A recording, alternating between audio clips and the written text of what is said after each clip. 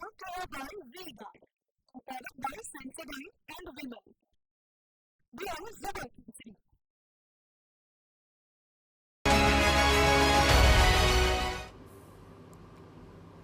તો TRP game ઝોનમાં દુર્ઘટનામાં અત્યાર સુધી 24 લોકોના મોત થયા છે.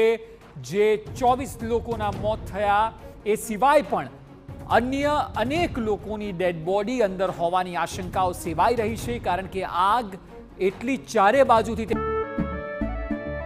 કેસરિયાથી મન જોગી થયું રે, દિલ ઝૂમે જુઓ મતમસ્ત થયું રે, કેસરિયાથી મન જોગી થયું રે. હર પળ મનાવો કેસરી તહેવાર. વિમલ, બોલો જુબાન કેસરી. તેમને ઘેરી વળી કે કોઈ ત્યાંથી બહાર ન નીકળી શક્યું, અને દુઃખદ બાબત એ છે કે મૃતકાંક વધવાની પૂરેપૂરી શક્યતાઓ જોવામાં આવી રહી છે.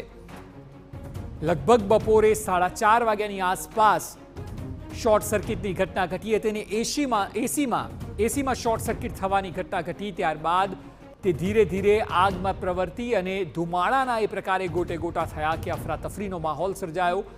મહત્વનું છે કે શનિવારનો દિવસ અને વેકેશનના સમયગાળામાં અનેક લોકો અંદર ઉપસ્થિત હતા. સૌથી મહત્વની બાબત એ છે કે અહીં ફાયર સેફટીના સાધનો એ શોભાના ગાંઠિયા બની રહ્યા. કોઈ પણ પ્રકારની કાળજી ન રખાઈ અને કદાચ તેને અનેક કારણોમાંથી એક કારણ માની શકાય કે આ સ્થિતિ સર્જાય છે.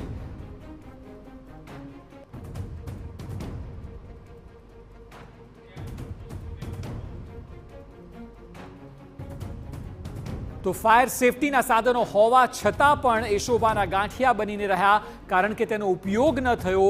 અને જો તેનો તાત્કાલિક ઉપયોગ થયો હોય તો કદાચ દુર્ઘટનામાં અલગ પરિણામ હોત. જો કે એનઓસી ન લીધી હોવાની વાત પણ સામે આવી રહી છે. ફાયર સેફટીના સાધનોને લઈને આ મોટા સમાચાર છે. Brought to you by V-Guard, powered by Sensodyne and Vimal.